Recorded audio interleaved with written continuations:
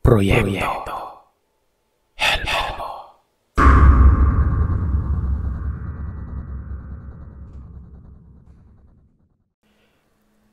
Kwento ito ng aking ama, si Tatay Eloy, at ang kanyang foster brother na si Tatay Ian. Ako nga pala si Rina.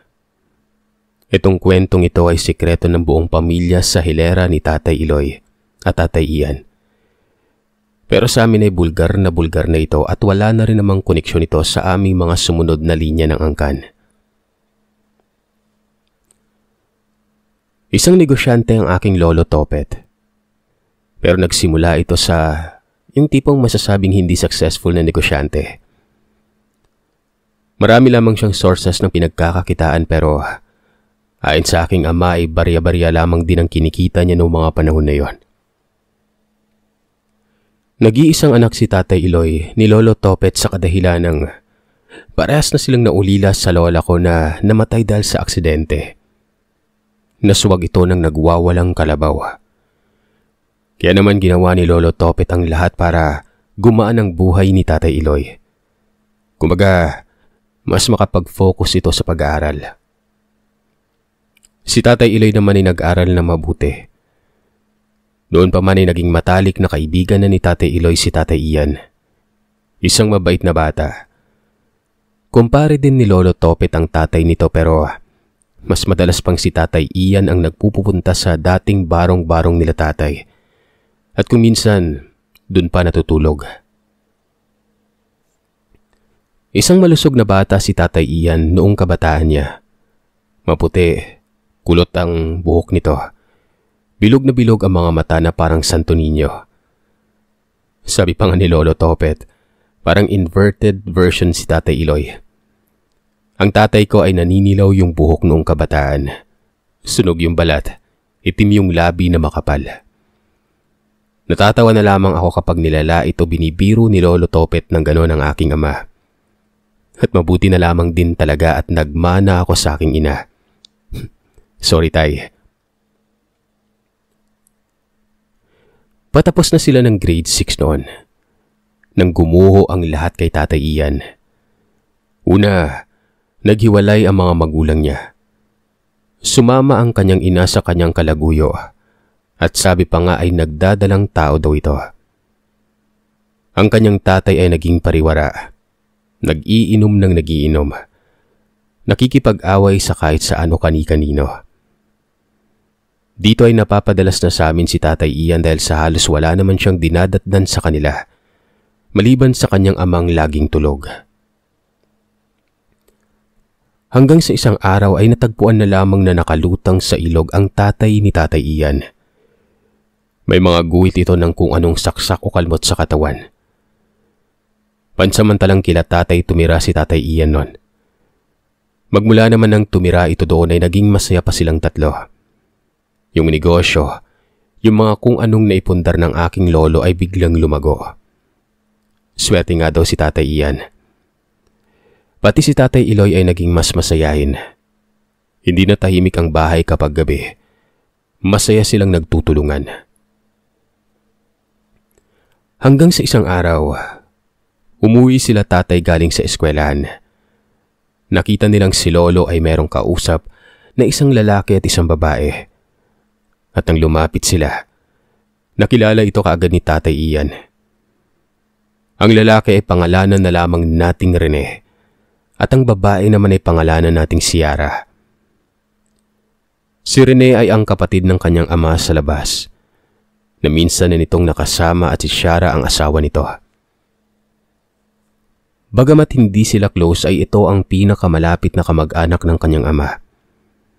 Ito din ang rason kung bakit sa libing mismo ng tatay niya ay wala man lamang dumalo.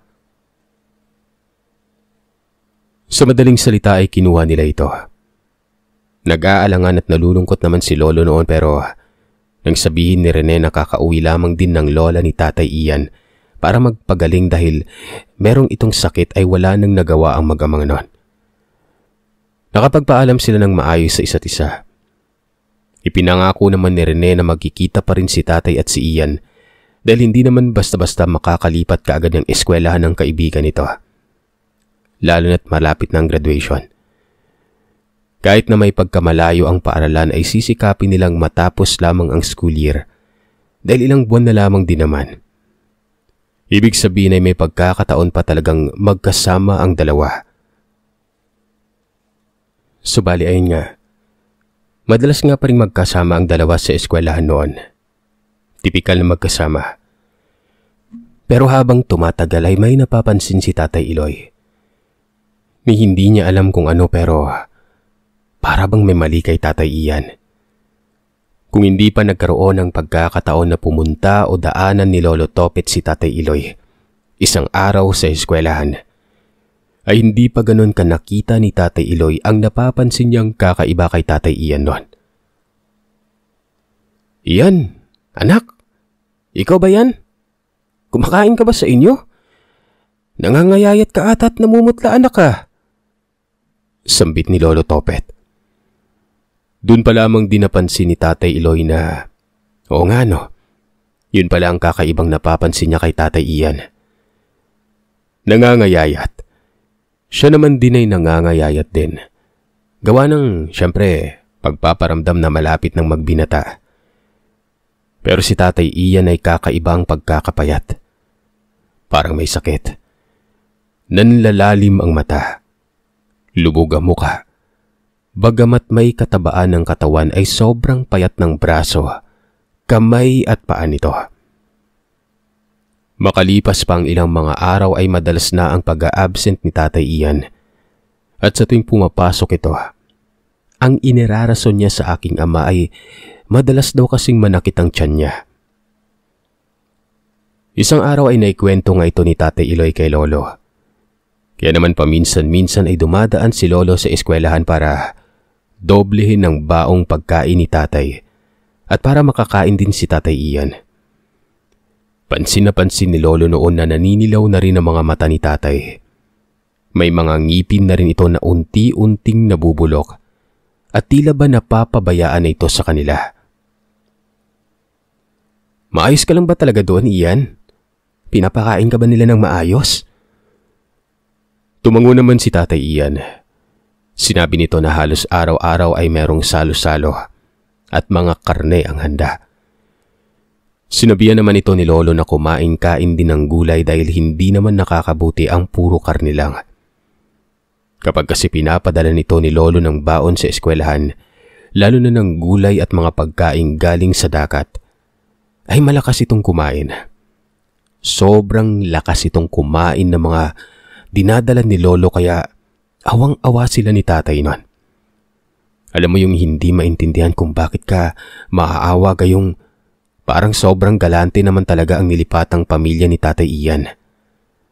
Merong sariling sasakyan, maayos manamit at magaganda yung mga balat.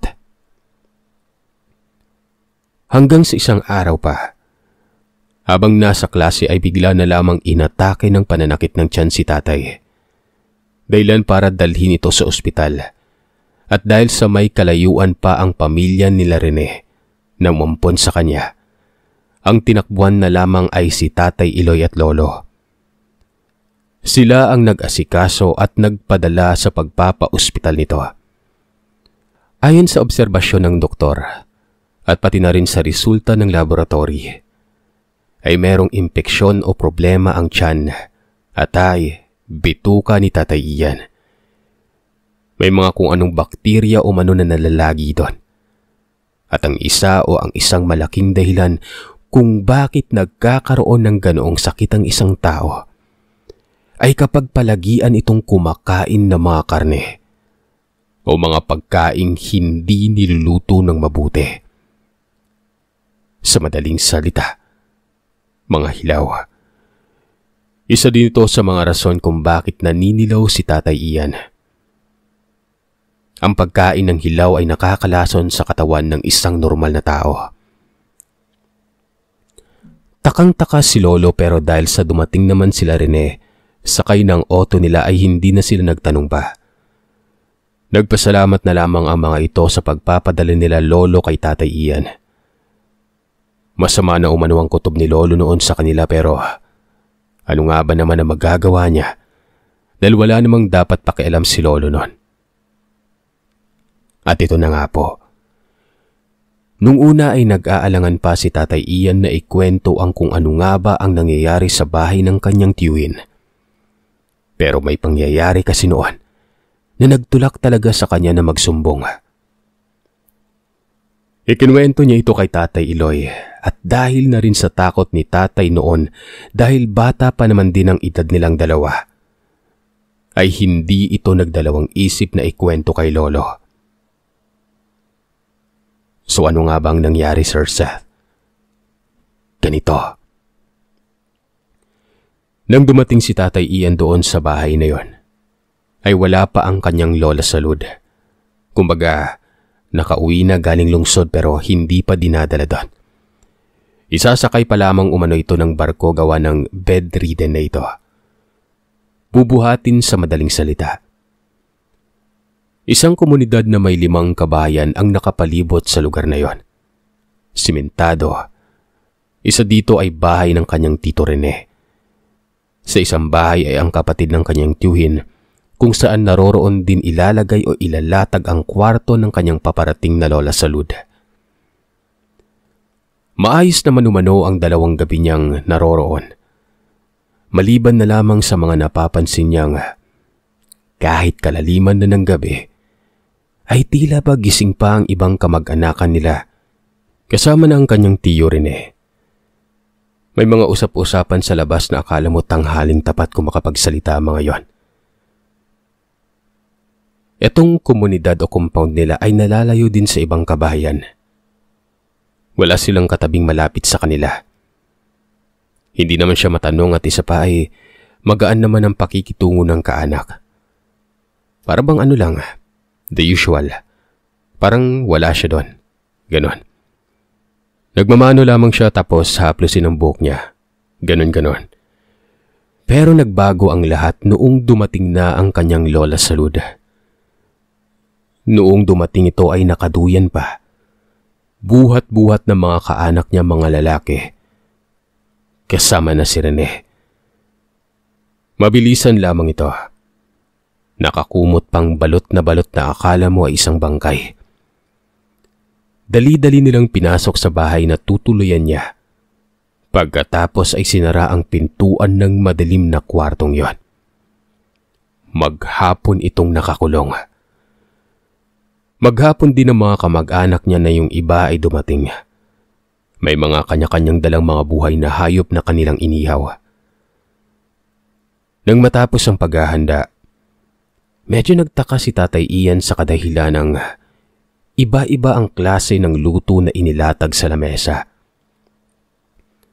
Merong pinalambutan lamang o nilagang wala man lamang kaamoy-amoy. Merong mga karning halos namumuo pa ang dugo dahil sa kakulangan ng pagluto. At meron pang literal na hiniwa lamang matapos katayin. Sa madaling salita, hilaw. Siguro ay napansin ng kanyang tiyo Rene ang reaksyon ni Tatay Ian kaya naman sa maayos na paraan ay ipinaliwanag nitong ang mga karne na ito ay nakakagawian na nilang lutuin kapag may mga ganitong klaseng okasyon. Ang ibig sabihin ng ganitong klaseng okasyon ay tuwing nagkakaroon ng sakit ang isa sa mga mahal nila sa buhay. Meron umano silang paniniwala o ritual na ganun lamang dapat ang klase ng luto na ginagawa nila para sa may sakit. Ang ibang karne, partikular na ang mga hilaw, ay iniaalay umano.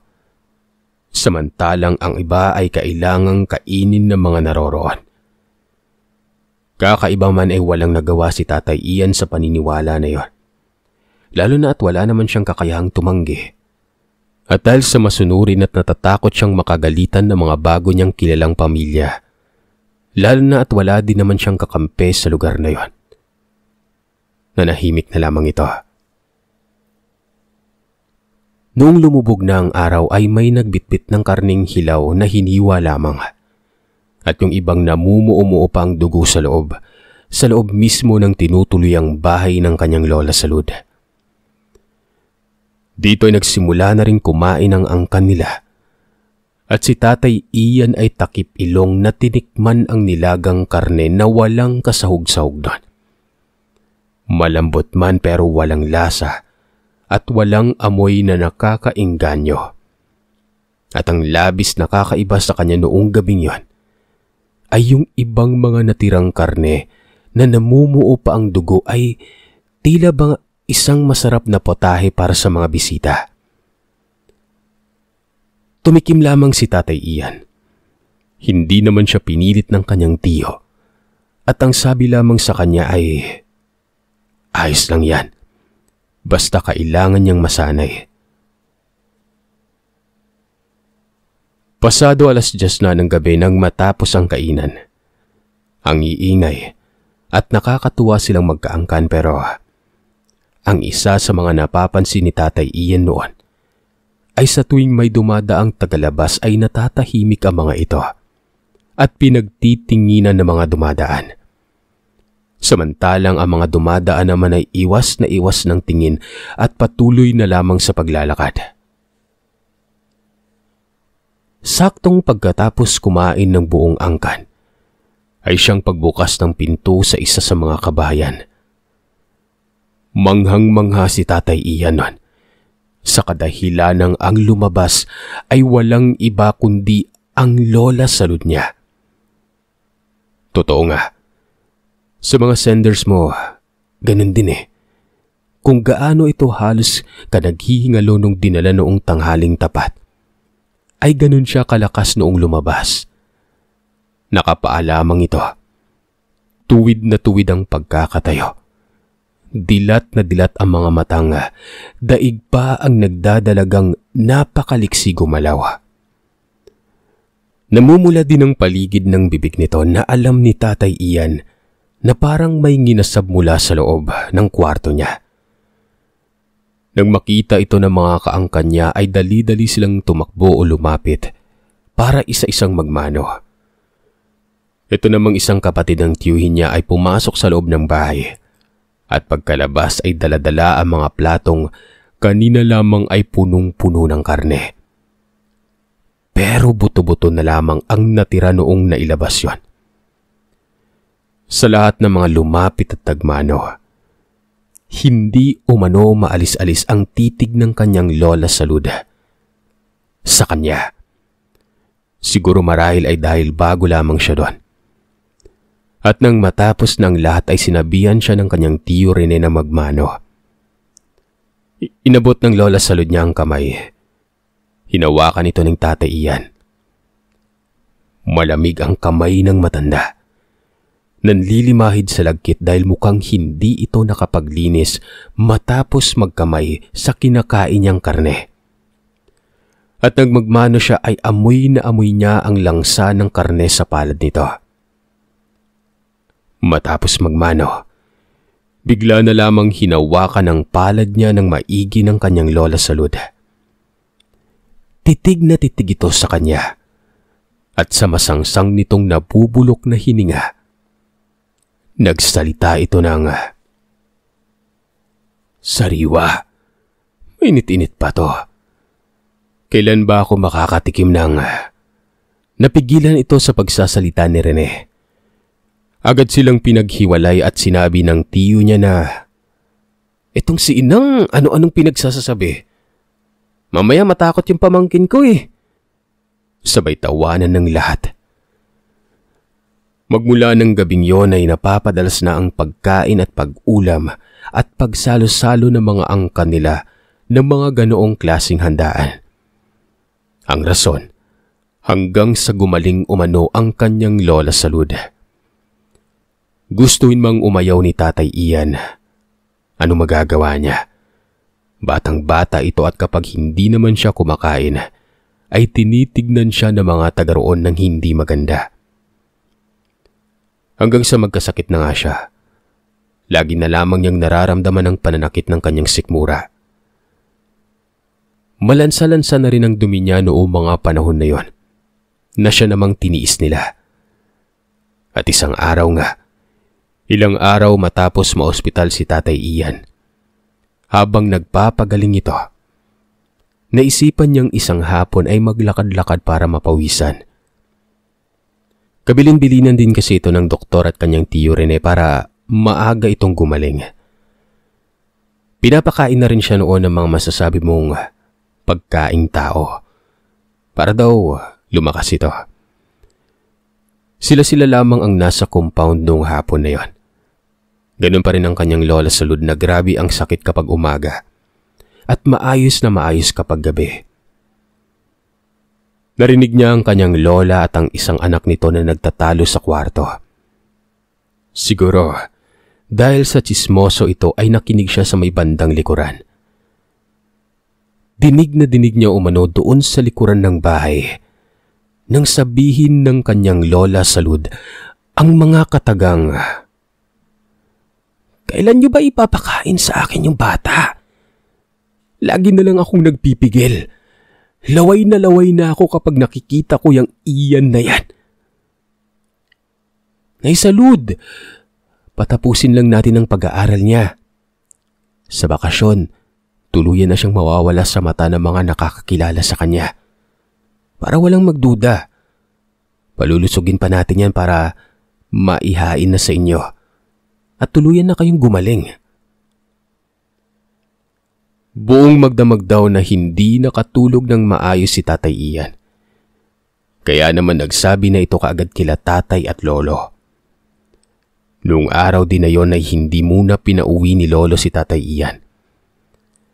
Noong dinalaw ito nila Rene sa kanila noong sumunod na araw, ay nirason na lamang ni lolo na ginabi na ng uwi ang dalawa dahil nag-practice nga ng ganito ganon sa paaralan. Kaya doon na muna tumuloy. Wala namang inis o ano si Rene pero kita ang pag-aalala nito sa mukha niya. Pero matapos nun, kahit anong pilit na isama ni Rene si Tatay Ian ay ayaw na ayaw niya. Umiiyak pa ito. Hindi naman magawang mag-iskandalo nila Rene doon sa lugar nila tatay gawa ng magkakakilala mga tagaron. Hanggang sa isang araw nga, dumating sila Rene na may kasamang mga kalalakihan. Pilit na kinukuha si Tatay Ian at sinasabi ng mga ito na alagad umano sila ng batas, yung mga kasama niya.